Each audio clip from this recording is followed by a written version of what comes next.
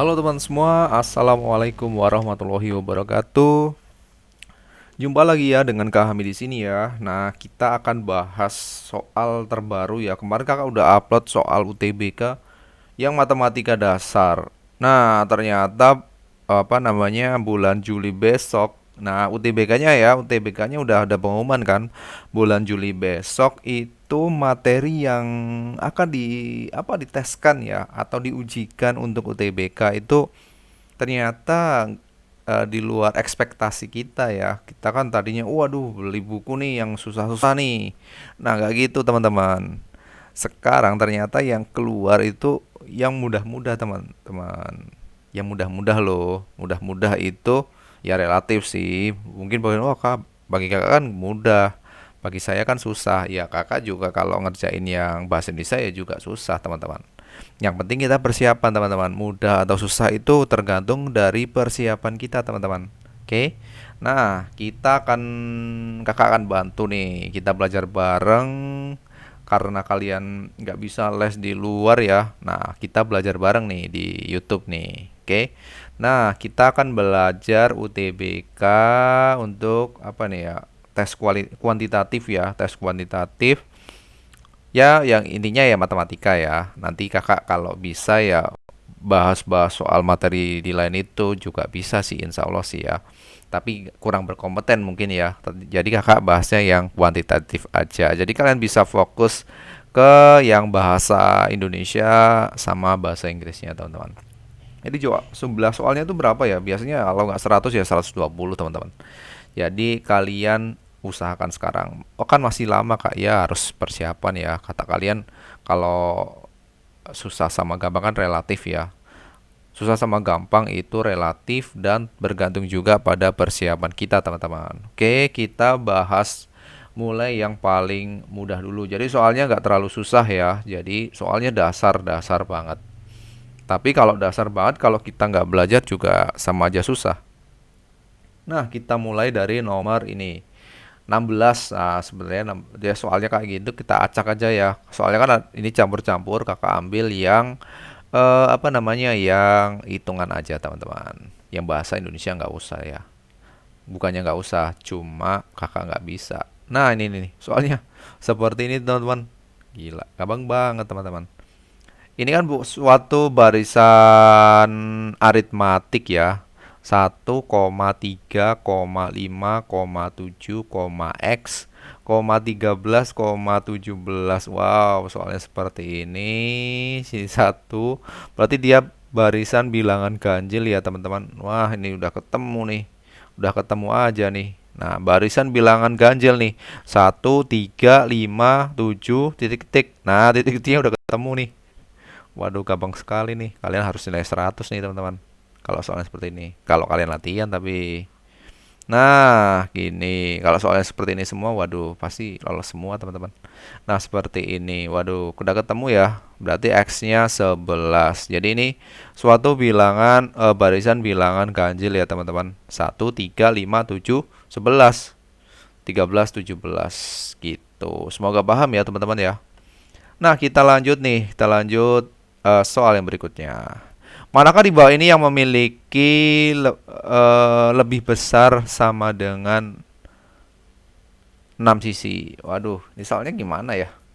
Manakah di bawah ini yang sisinya lebih banyak atau lebih dari 6 mungkin ya?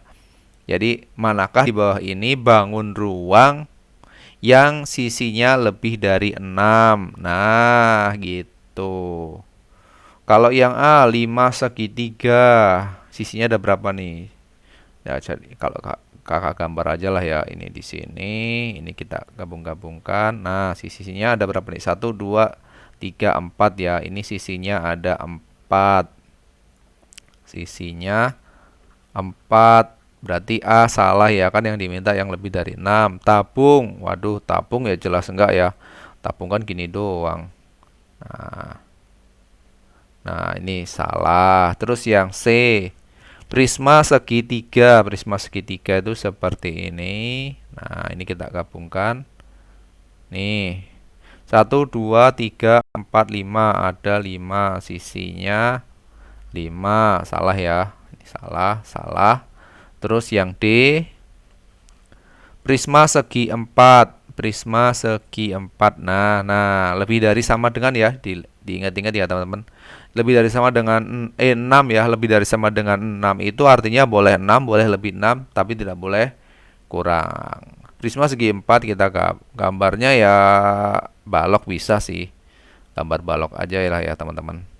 Nah, ini nih. Tuh balok. Aduh, gambar aja lagi buat ya, teman-teman. Ini nih. Wah, prisma segi 4 ya balok juga sih. Nah, kita ambil balok aja ya lebih mudah ya. Ada berapa nih? Satu, dua, belakangnya ya. Tiga, atas, empat, bawah, sisi kanan, lima, sisi samping kiri, enam. Berarti sisinya ada enam. Nah, berarti ini benar ya.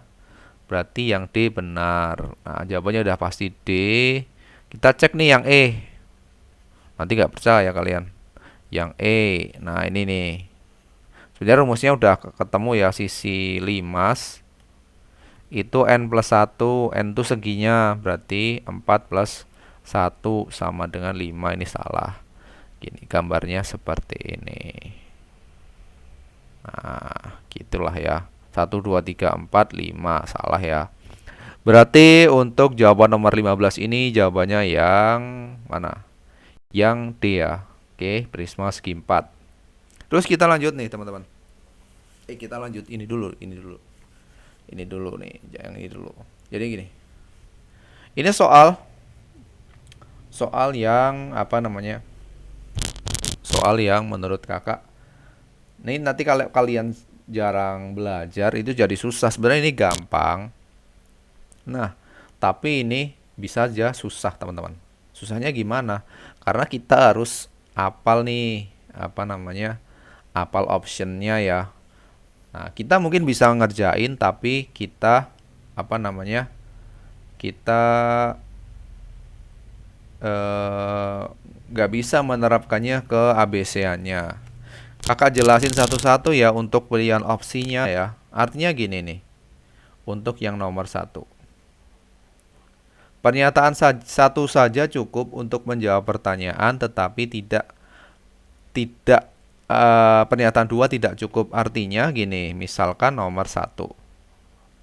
Satu misalkan ginilah ya yang lebih mudah ya. Misalnya pernyataannya X sama dengan 5. Terus yang kedua X plus Y sama dengan 7. Nah, gitu. Nah, yang A misalkan ya, ini yang kita bahas soal lain aja ya. Ini nanti kita bahas sendiri nanti. Untuk kita membahas opsi-opsinya aja teman-teman. Kita nanti bahas yang nomor 13 nanti ya. Kita bahas opsinya. Dan kakak pilihkan soal yang cukup mudah, cukup kalian mengerti ya. X-nya sama dengan 5 sama X plus Y-nya sama dengan 7. Jadi intinya apakah dua kalimat ini, dua pernyataan ini bisa mengerjakan atau menyelesaikan dari yang diharapkan. Jadi kan intinya ini nyari X sama Y-nya ya. Nah, kalau yang ini kan nyari Y, X, Y, Z. Y, X, Z-nya ya, apakah bisa ketemu. Nah, ini kakak contohkan yang lebih mudah, dua variabel dulu. Apakah pernyataan-pernyataan ini dapat mengerjakan, dapat dijawab. Yang A dulu. Pernyataan satu saja cukup untuk menjawab pertanyaan. Nah, pertanyaannya mana? Nggak ada pertanyaannya ya. Pertanyaannya itu ya ini. Kalau ini X sama dengan 5, X plus Y sama dengan 7, berarti pertanyaannya adalah nilai X dan Y-nya berapa. Nah, gitu. Kita yang A dulu, pernyataan satu saja cukup. Nah, berarti kakak carilah XY lah gini ya. Kakak kasih soal aja ya biar gampang. Carilah XY. Apakah pernyataan satu dapat menjawab pertanyaan mencari XY-nya? Nah, yang diketahui X saja, apakah bisa mencari Y? Nah, berarti tidak dapat ya. Jadi pernyataan satu saja tidak cukup. Nah, Berarti jawaban yang A itu salah. Oke. Nah, pernyataan satu saja tidak cukup. Kok yang A sih? Bukan yang A, teman-teman. Yang B. Nah, yang B salah ya. Karena pernyataan satu saja tidak cukup. Nah, berarti yang B salah. Gitu. Jawabannya antara kok yang B. Oh, benar yang B. Nah, yang B salah. Terus yang pernyataan 2, X plus Y-nya sama dengan 7. Apakah bisa mencari nilai X dan Y-nya? Jadi kalau ada pernyataan gini toh, tanpa kita melihat pernyataan satu ya. Apakah pernyataan 2 saja ini bisa menjawab pernyataan ini? Pernyataan ini yang A jelas salah ya. Pernyataan satu saja tidak cukup ya, yang A salah. Apakah 2 saja bisa menjawab mencari nilai X dan Y? Ternyata tidak bisa ya. Berarti B-nya juga salah, teman-teman. P2-nya tidak cukup. Nah, gitu. Berarti A dan B udah salah ya. Karena satu bagian saja itu tidak dapat menjawab soal. Nah, berarti kita beralih. Nah, kalau yang E, teman-teman. Kalau yang E, pernyataan 1 dan 2 tidak cukup menjawab pertanyaan. Artinya nanti kita, jadi stepnya kita nyari ini dulu. P1-nya cukup atau tidak. Kalau tidak cukup berarti yang A salah. Terus kita cari yang pernyataan 2. Kalau pernyataan 2 juga tidak dapat menjawab, itu berarti yang B salah. Nah, gitu.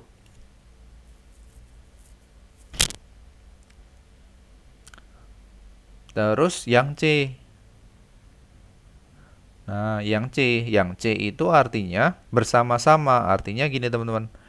Kita menggunakan pernyataan 1 dan pernyataan 2-nya, teman-teman. Jadi X sama dengan 5 sama X plus Y-nya X plus Y sama dengan 7-nya kita gunakan secara bersama-sama. Nah, ini berarti yang pernyataan D juga salah ya. Yang D itu artinya pernyataan 1 saja cukup. Nah, ternyata kan tidak cukup. Pernyataan 2 saja cukup. Tidak cukup juga, berarti yang D salah ya. Jadi 1 dan 2 itu juga tidak cukup menjawab pertanyaan. Jadi yang udah kita skip dari soal ini adalah yang A, B, dan D ya. Nah, kita coba yang C. Yang C itu kita masukkan X plus Y-nya sama dengan 7, X-nya sama dengan 5. Kita substitusikan 5 plus Y sama dengan 7. Berarti Y-nya sama dengan 2. Nah, ternyata udah ketemu nih. X sama dengan 5, Y-nya sama dengan 2. Ternyata secara bersama-sama ketemu, teman-teman. Nah, ini ketemu. Yang E, dia secara bersama-sama kan ketemu. Berarti yang E otomatis salah ya. Gitu, teman-teman. Semoga paham ya ini ya. Nah, kakak contohin yang soal aslinya aja, teman-teman. Kakak contohin soal aslinya biar kalian paham. Kok ini? Soal ini apa namanya? Susah, teman-teman. Kalau kita nggak paham ABC-nya, ini ribetnya di ABC-nya. Nah, ini ada seperti ini. Kira-kira contohnya, kita kira soalnya apa nih? Sama ya. Kita harus mengira-ngira pertanyaannya. Pertanyaannya jelas X, Y, dan Z-nya berapa. Nah, kita cari dulu yang pernyataan 1. Pernyataan 1, Y-nya sama dengan 5. Nah, apakah bisa menjawab X, Y, Z-nya? Tentu tidak ya. Kan kita nggak bisa nyari X sama Z-nya. Berarti pernyataan 1 salah. Nah, kalau pernyataan 1 salah, itu yang D juga salah. Nah, A dan D udah salah, teman-teman. Gitu. Terus yang kedua, teman-teman. Kedua nih. Nih, lihat nih. 2X plus Z sama dengan 7. Apakah bisa mencari nilai X, Y, dan Z-nya? Tentu tidak ya, kita nggak bisa nyari apapun nih. Ini juga salah. Nah, berarti opsinya tinggal C atau E. Kalau E itu benar-benar nggak bisa dikerjain. Nah, itu baru.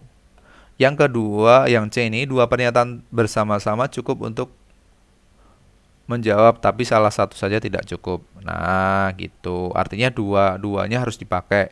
Misalkan Y sama dengan 5, 2X plus Z sama dengan 7. Kita gunakan eliminasi juga tidak bisa. Kita gunakan substitusi juga tidak bisa. Ini juga tidak cukup. Nah, berarti Berarti yang C juga salah, teman-teman. Nah, berarti jawaban yang tepat adalah yang E. Pernyataan 1 dan 2 tidak cukup untuk menjawab pertanyaan. Nah, gitu kira-kira, teman-teman. Gimana nih? Paham belum? Semoga paham ya, teman-teman. Cukup mudah, tapi kita harus harus memahami soalnya. Jadi, kalau salah satu pernyataan tidak cukup, otomatis yang D itu salah. Tuh. Jadi misalkan ya pernyataan 1 tidak cukup, berarti jawaban yang pasti salah adalah A dan D. Nah, kan D kan dua-duanya benar. Gitu. Jadi kalau dicoba-coba salah satu itu ternyata benar. Nah, kalau 1 dan 2 itu salah, nah baru jawabannya tinggal C atau E. C itu jika dua-duanya digunakan itu benar, maka jawabannya C. Tapi kalau C itu salah, berarti jawaban yang tepat adalah yang E gitu. Semoga paham ya teman-teman. Ini cukup mudah, cuma kita harus hafal nih, memaknai setiap ABC-nya teman-teman. Oke. Kita lanjut nih. Kita lanjut yang mana ya tadi ya? Ini. Nah, ini. Ini ada X-nya di sini, Y-nya di sini, ini Z-nya. Oke. Nah, berarti kita nyari Z-nya berapa? Nah, Z-nya berapa nih? Kita nyari Z-nya dari pernyataan itu ya, walaupun tidak diketahui, itu yang pasti yang ditanya Z-nya berapa. Apakah satu saja cukup untuk menjawab Z? Nah, Y-nya sama dengan 70. Kalau Y-nya 70, berarti Z-nya bisa kita cari. Z-nya sama dengan apa? 180. Ini kan dia sudut sehadapnya kan yang ini ya. Berarti ini kan 70 juga ya, sudut sehadap dengan Y. Yang ini nih, sorry. Yang ini kok, yang ini nih. Nah, ini kan udah ketemu. Nah, ini kan pelurusnya. Berarti 180 kurangi 70 sama dengan 110 derajat. Berarti satu saja cukup ya. Nah, satu saja cukup. 2 kita belum coba. Nah, coba yang kedua. Duanya bisa nggak? X sama dengan Y. Nah, kalau X sama dengan Y, apakah bisa jawab Z? Nah, X-nya berapa, Y-nya berapa, kita nggak tahu. Berarti tidak dapat menjawab ya, teman-teman. Berarti yang ini salah, teman-teman. Yang pernyataan 1 benar. Dapat ya, bisa. Atau cukup aja deh, jangan bisa. Nah, cukup itu dapat menjawab pertanyaan. Jadi P1-nya cukup, P2-nya tidak cukup. Nah, berarti yang pasti salah ini. Ini salah, ini salah, ini salah. Dan udah ada ini P1 cukup, P2 tidak cukup. P1 cukup, P2 tidak cukup. Berarti jawabannya adalah yang A. Gitu teman-teman. Paham belum nih kira-kira untuk optionnya? Nah, kalau nggak paham, kalian boleh tulis di kolom komentar.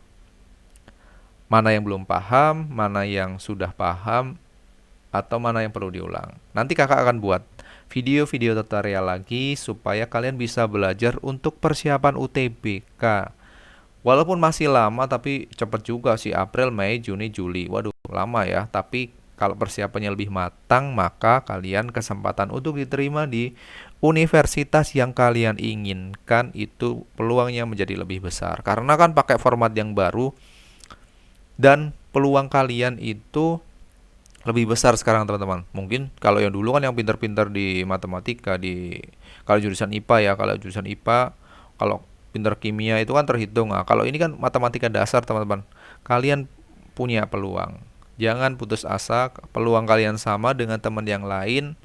Jadi kalian tinggal belajar nih. Kalian fokusin aja teman-teman ke yang ahlinya kalian di mana. Fokusin ke bahasa Inggris. Kalau kalian lemahnya di bahasa Inggris, kalian fokusin ke bahasa Inggris biar rata teman-teman. Biar rata apa namanya penjelasannya gitu. Oke. Nah, sekian dari Kak Hamid ya. Semoga kalian persiapannya mantap. Terus jaga diri kalian, jangan pergi-pergi teman-teman. Di wabah corona ini kalian sering cuci tangan, pakai sabun, jangan bepergian jauh-jauh. Ya kalau depan rumah nggak apa-apa sih olahraga-olahraga kecil. Terus ya itu, jaga kesehatan, jaga kebersihan. Sekian dari Kak Hamid, semoga kalian sukses untuk UTBK 2020. Assalamualaikum warahmatullahi wabarakatuh.